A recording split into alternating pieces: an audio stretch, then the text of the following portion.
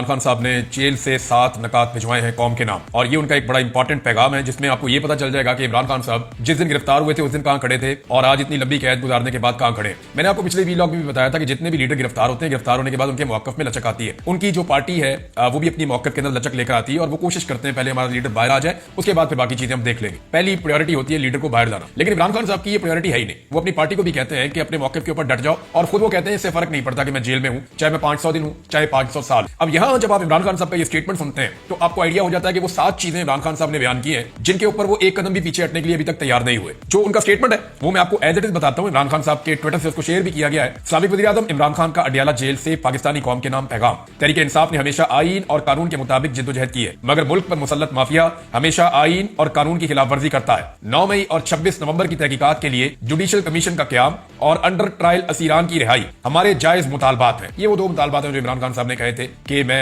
अपनी सिविल नाफरमानी की तहरीक को रोकूंगा, अगर आप ये मुतालबात मानते हैं तो फिर मुज़ाकरात उसके बाद होंगे। मैं सिविल नाफरमानी की तहरीक चंद दिनों के लिए मुअख्खर कर रहा हूं, इस दौरान तहरीक इंसाफ के खदोखाल और टाइमलाइन का फैसला करूंगा। ये बहुत इंपॉर्टेंट है।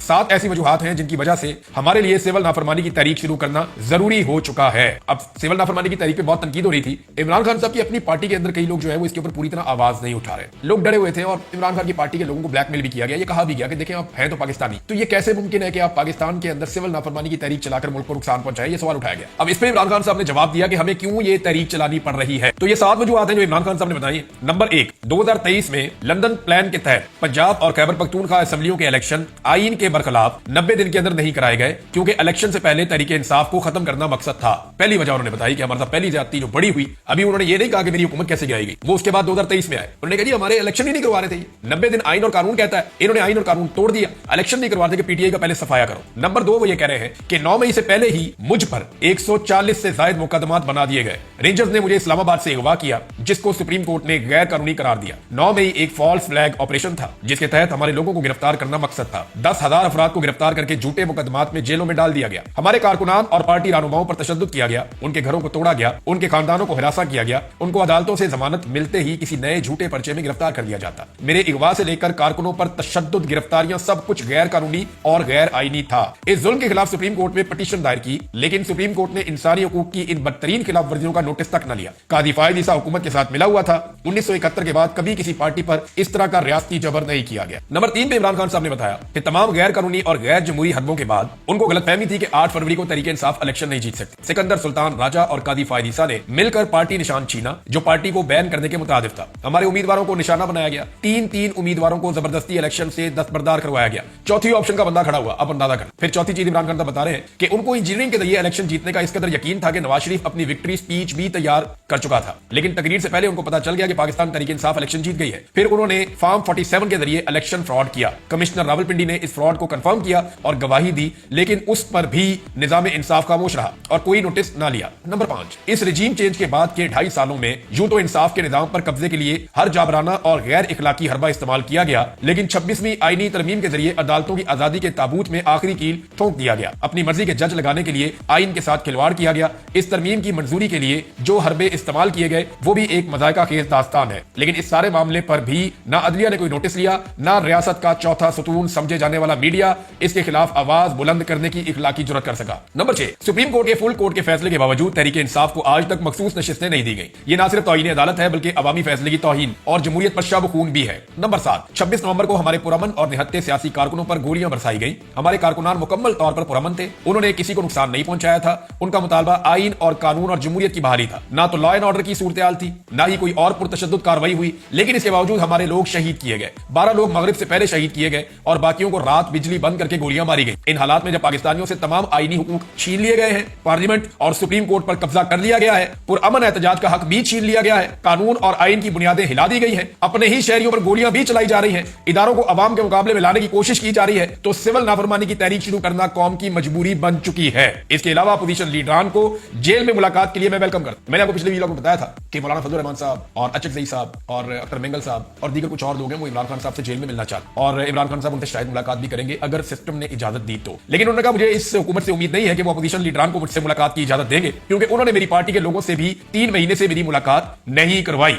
ये जनाब इमरान खान साहब का स्टेटमेंट है और उनका बड़ा क्लियर स्टेटमेंट है। बाकी खबरें मैं आपके सामने रखता हूं। नाज़रीन, वाकई सूरत हाल वहां तक पहुंच गई है कि अब इमरान खान साहब की बात माननी पड़ेगी। यानी नजम सेठी साहब हो गए और कुछ और भी सहाफी हैं जो इमरान खान साहब के खिलाफ ज्यादातर वो रिपोर्टिंग करते रहे और उनका बयानिया इमरान खान साहब से मुतसादिम रहा है, यह नजरियाती इख्तलाफ रहा है और ये सबका हक होता है। यानी अगर किसी को इमरान खान साहब के नजरिए से इख्तलाफ है तो वो ये हक इस्तेमाल कर सकता है, और अगर मुझे किसी के नजरिए से इख्तलाफ है तो मैं भी ये हक इस्तेमाल कर सकता हूं अपना। तो यही आजादी इज़हार राय होती है। लेकिन बाद लोग जो है वो जब साजिशों का हिस्सा बनते हैं और अजीब अजीब काम करते हैं तो फिर उनको लोगों की तनकीद का सामना भी करना पड़ता है। नजम सेठी कहते हैं 1 साल लगा लो या 2 साल, आखिरकार इमरान खान के साथ मुकाबला करना ही पड़ेगा। बेहतर है इमरान खान के साथ बात करके इसे अपने और मुल्क के लिए इस्तेमाल कर लें। बटन दबाकर इमरान खान फारिग नहीं किया जा सकता। बहुत सारे लोग अब ये मान रहे हैं कि अब रास्ता ही कोई नहीं है, यानी इमरान खान साहब के साथ बात नहीं करेंगे तो फिर कहां जाएंगे। राणा सनाउल्लाह साहब ने भी अब स्टेटमेंट दे दिया और राणा सनाउल्लाह साहब ने कहा कि जी 2 स्टेटमेंट उनके आए। एक तो ये पीटीआई से मुज़ाकरात में एस्टेब्लिशमेंट नहीं, इमरान खान साहब ही रुकावट है। एक तो वो अब नरम स्टेटमेंट दे रहे हैं निस्बतन। दूसरा राणा सनाउल्लाह साहब का एक और स्टेटमेंट भी है जिसमें उन्होंने ये कहा कि देखें चाहे यूनिफॉर्म के अंदर जो लोग हैं 24 तारीख से लेकर 26 तारीख तक लोग यूनिफॉर्म में हो या बगैर यूनिफॉर्म में हो, दोनों तरफ इन्ना लिल्लाहि व इन्ना इलैहि राजिऊन होना चाहिए और दोनों तरफ से बात होनी चाहिए। तो मैं एक चीज पे क्लियर कर दूं कि पाकिस्तान तहरीक इंसाफ ने और सब ने जो बावर्दी रेंजर एहलकार जिनकी शहादतें हुई, जो एफसीआई एहलकार की शहादत हुई, इस मामले के ऊपर सब ने इजहार हमदर्दी किया और ये शहादतें एक हादसे के नतीजे में हुई थी, लेकिन इसके बावजूद सब ने इजहार हमदर्दी किया। और क्योंकि वो अपनी ड्यूटी के ऊपर थे और दौरान ड्यूटी, अब ड्यूटी आप उनसे क्या ले रहे थे ये एक अलग बहस, लेकिन दौरान ड्यूटी वो शहीद हो गए, वो तो अपना काम करने आए थे, तो वो शहादतें हुई। तो उनके ऊपर तो सबने जो है वो कहा कि अफसोस का इजहार भी किया, हमदर्दी का इजहार भी किया। लेकिन दूसरी तरफ जो पाकिस्तान तहरीक इंसाफ के लोग शहीद हुए उनके ऊपर तो किसी ने बात ही नहीं। राणा सनाउल्लाह साहब आपकी पार्टी तो अभी तक मानती नहीं, वो तो तस्लीम ही नहीं करते कोई एक बंदा भी जो है उसको गोली लगी है और कोई एक बंदा भी जो है वो शहीद हुआ, वो तो ये मानते ही नहीं है। तो ये बहुत जमीन आसमान का फर्क है। पाकिस्तान तहरीक इंसाफ ने इस मामले में काफी रिस्पॉन्सिबिलिटी का मुजाहिरा किया था। अब इस वक्त जो अमेरिका का मूड है ना पाकिस्तान को लेकर, यानी जो आने वाली ट्रंप की एडमिनिस्ट्रेशन है, 1 महीना बाकी रह गया, 20 जनवरी को उन्होंने हल्फ ले लेना है। उसके बाद जो अमेरिका का स्याह और सफेद है वो तो डोनाल्ड ट्रंप के पास हो गई, लेकिन दुनिया में एक बहुत बड़ी इंफ्लुएंशियल ताकत है अमेरिका, और पाकिस्तान जैसे मुल्क जो है वो अमेरिका की तरफ देखते हैं अपनी इकोनॉमी के लिए, अपने मामलात के लिए। तो फिर डोनाल्ड ट्रंप के हाथ में चीजें आ जाएंगी। अब डोनाल्ड ट्रंप की जो एडमिनिस्ट्रेशन है, जो उन्होंने अपनी टीम बनाई है, उसके मूड को देखते हुए मौजूदा हुकूमत ने सर जोड़ दिया कि बचना कैसे। यानी इन्होंने पूरी कोशिश की थी, इन्होंने अपने सफीर की ड्यूटी लगाई वहां पे और बहुत सारे लोगों को कहा, बहुत सारे ओवरसीज पाकिस्तानियों से राब्ता किया, बहुत सारे लोगों को बहुत सारा पैसा ऑफर किया, लॉबिंग के लिए पैसा खर्च किया, लेकिन इसके बावजूद कामयाबी हुई नहीं। बजाय इसके कि कामयाबी होती, जो कुछ इन्होंने किया वो उल्टा गले पड़ गया। और जिस तरह वो जियो ने खबर लगाई, और जियो को वहां देखा जाता है कि प्रो एस्टेब्लिशमेंट एक चैनल है या प्रो पीडीएम एक चैनल है जिसकी इस वक्त हुकूमत है, तो वो जब ट्रोलिंग कर रहा था ट्रंप की टीम या ट्रंप की, तो उसको लेकर काफी वहां पे जो है वो गड़बड़ हो गई और वो मामला जो बाद में खुलना था वो अभी खुल गया। अब 1 महीना बाकी है, सारे सर जोड़कर बैठे हैं कि इसमें अब करें क्या। इसमें से हुकूमत को सिर्फ एक चीज मिल सकती, सिर्फ एक बयानिया मिल सकता है, और वो भी लंगड़ा बयानिया है, यानी वो भी इतना काम नहीं आएगा। एक कमजोर बयानिया ये मिल सकता है, हो सकता है इसे 5 या 10 साल के बाद इनके काम आ जाए, लेकिन कमजोर बयानिया ये जरूर मिल सकता है कि इमरान खान को छुड़ाने के लिए अमेरिका ने राब्ता किया था। हालांकि इमरान खान को पकड़ने के लिए भी अमेरिका ने जो कुछ किया था बाकायदा साइफर आ चुका है और वो अंदर खाते हो रहा था, जो भी हो रहा था। यहां अमेरिकन जो बात कर रहे हैं ओपनली कर रहे हैं, सोशल मीडिया पे कर रहे हैं, सारी दुनिया पढ़ दे, कोई फर्क नहीं पड़ता। मामला ह्यूमन राइट्स का, कोई रजीम चेंज नहीं वो पाकिस्तान में करवा रहे। वो पाकिस्तान में कह रहे हैं फ्री एंड फेयर इलेक्शन करवा दो, वो कहेंगे तो मैक्सिमम ये कहेंगे, वो ये कह रहे हैं कि इमरान खान को इंसाफ दे दो, गैर कानूनी तौर पर उसको जेल में रखा हुआ। सारे ओवरसीज पाकिस्तानी ये रोजाना कहते हैं, इनका मुतालबा ये है कि फ्री इमरान खान, और वो टॉप ट्रेंड भी कर रहा है तब से लेकर अब तक। अब इंतजामिया को और एस्टेब्लिशमेंट को मसला ये है कि पाकिस्तानी हुकूमत के जो बड़े नाम है उन्हें और एस्टेब्लिशमेंट के जो बड़े लोग हैं उन्हें ये प्रॉब्लम पेश आ सकती है डोनाल्ड ट्रंप के दौर में कि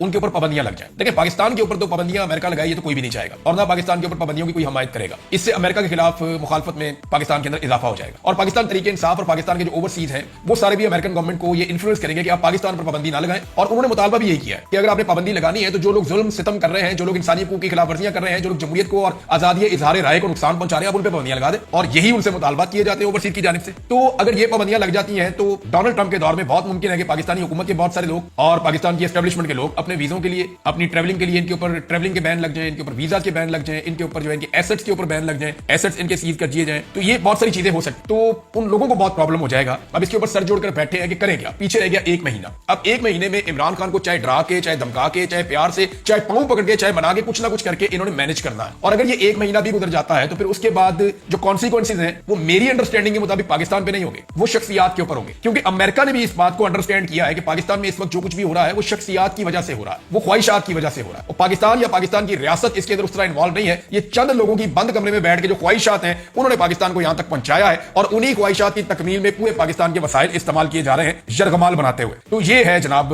इसको देखते हुए इस वक्त इस हुकूमत को बहुत ज्यादा परेशानी है कि हमने इन मामलों से निपटना कैसे है। जियो न्यूज की जो रिपोर्टिंग जिसने मसला डाल दिया था उसके ऊपर एक चीज और हुई है, और ये एक नई डेवलपमेंट है और बड़ी इंटरेस्टिंग डेवलपमेंट है। इस डेवलपमेंट में हुआ यह है कि ब्रायन ग्रिम जो लिखते हैं, राइटर हैं, थोड़े दिन पहले भी इनकी खबर का मैंने हवाला दिया था, इन्होंने ये पॉइंट आउट किया कि जनाब जियो को तो अमेरिका की एड मिलती है, जंग ग्रुप और जियो ग्रुप को तो अमेरिका पैसे देता है, यूएस एड के जुमरे में या दीगर चीजों के जुमरे में, या कोई इश्तिहार को कंपेन मिल जाती है, तो ये तो पैसा कमाते हैं अमेरिका से। तो इस पे जो है वो रिचर्ड ग्रेनल ने ये लिखा कि नॉट फॉर लॉन्ग, अब ये नहीं होगा, यानी जंग ग्रुप जो पैसा अमेरिका से बनाता था वो पैसा बनना भी बंद हो जाएगा, या वो पैसा अब जंग ग्रुप को नहीं मिलेगा। ये पैसा कितना था इसके बारे में मुख्तलिफ लोगों के मुख्तलिफ दावे हैं, लेकिन यहाँ पे एक सहाफी है, उन्होंने इसके ऊपर ज्यादा काम किया, वकास साहब हैं, और इन्होंने इसके हवाले से कुछ डॉक्यूमेंट भी शेयर किए और मिलियंस ऑफ डॉलर्स के अंदर ये रकम बताई जाती है मुबैना तौर पे, जो पैसा जियो ने अमेरिका के साथ वो काम शाम करके तो हासिल किया। बहरहाल अब ये पैसा उन्हें नहीं मिलेगा, तो इसका कोई ना कोई नुकसान तो होना था, लेकिन जियो अपनी क्रेडिबिलिटी अब बचाने के लिए इस किस्म की खबरें चला रहा है। बहुत मुमकिन है कि वो अमेरिका में जियो के खिलाफ कोई केस भी कर दे, लेकिन जियो के ऊपर ये पहला केस नहीं होगा, एयरवे पे भी होते रहे, बाकी टीवी चैनल पे भी होते रहे, तो अमेरिका में, बर्तानिया में इस किस्म के केसेस होते हैं और ये बड़े लंबे चलते हैं, बाद में देखेंगे। लेकिन फिलहाल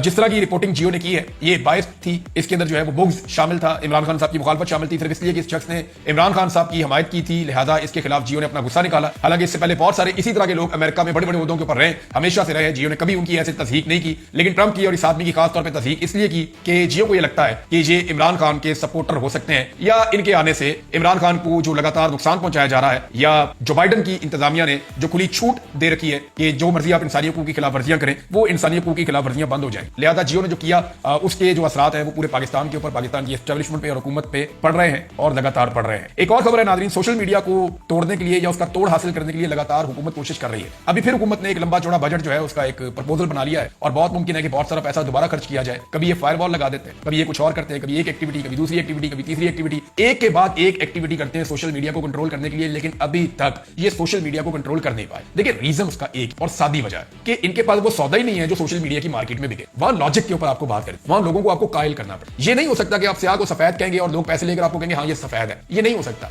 लोग स्याह को स्याह ही कहेंगे। अब स्याह को थोड़ा सा आप ये कह सकते हैं कि ये डार्क ग्रे है, व्हाइट को आप कह सकते हैं कि और से देखें ऑफ व्हाइट है। इतना मार्जिन आप क्रिएट कर देते हैं सोशल मीडिया, लेकिन आप सफेद को काला और काले को सफेद नहीं कर सकते। दूसरी एक और चीज जो मैंने सोशल मीडिया के बारे में महसूस की है कि ये एक ऐसा फिनोमिना है कि आप इसके सामने जब रुकावट लेकर आते हैं ना, तो ये बजाय रुकावट के सामने रुकने के ये थोड़ा ऊपर होकर फिर क्रॉस कर जाता है। आप आगे फिर रुकावट लेके आते हैं, ये फिर उसके सामने रुकने के बजाय थोड़ा सा और ऊपर जाकर फिर क्रॉस करते हैं। तो होता यह है कि सोशल मीडिया को जितना आप ताकत के साथ रोकते हैं, ये उतना ऊपर ऊपर ऊपर ऊपर फ्लाई करता है और ये आपसे ताकतवर होता जाता है। तो इसको आप ऐसे ताकत से रोक नहीं सकते, आप इसके सामने लॉजिक लेकर आएंगे, इसको मोल्ड करेंगे, तरीके से आप इसको समझाएंगे, तब जाके बात बनेगी। ऐसे हो नहीं सकता। एक और खबर है नाज़रीन, और वो ये है कि सालार काकड़ ने जेल से 2 लाइनों का एक खत लिखा है सिर्फ। सालार काकड़ आप सब जानते हैं, इमरान खान साहब के करीबी साथियों में से एक, बलूचिस्तान से इनका ताल्लुक है। ये और चंद और लोग हैं बलूचिस्तान में पाकिस्तान तहरीक इंसाफ के बहुत ज्यादा नाम तो नहीं है, लेकिन जो लोग हैं वो बड़ी डेडिकेशन के साथ इमरान खान साहब के साथ खड़े हुए हैं। और सालार काकड़ का जो खत है वो सिर्फ 2 लाइनों का है। उसने जेल से लिखा कि 1 and only demand release Imran Khan, और सिर्फ नीचे अपना नाम लिखा और बताया कि मैं जेल में हूं और 17 तारीख को 12वें महीने की 2024 में मैं ये लिख रहा हूं। अब आप अंदाजा करें कि इमरान खान साहब के लोगों की उनके साथ वाबस्तगी कितनी ज्यादा है। नाज़रीन इस वीलॉग का वक्त खत्म हो गया है, लेकिन जाते जाते आपको एक चीज और बताऊं कि पूरी कौम को कैदी नंबर 804 के पीछे लगा करना, हुकूमत चुप करके चीजों की कीमतें बढ़ा देती है और 1 या 2 दिन के बाद रोला डाल देती है कि देखें महंगाई कम हो रही। पाकिस्तान तहरीक इंसाफ बतौर अपोजिशन इस चीज में मुकम्मल तौर पर नाकाम रही है कि वो हुकूमत की खामियां, उनकी नालायकियां, उनकी नाअहली